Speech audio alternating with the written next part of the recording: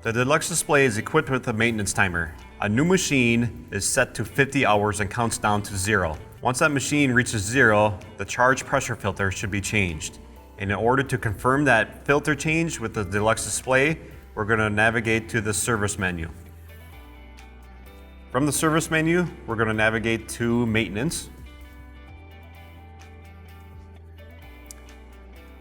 And here we can view our hours until service. To reset our hours from service, we're going to press and hold the far right button for 3 seconds. This will default the service counter back to 500.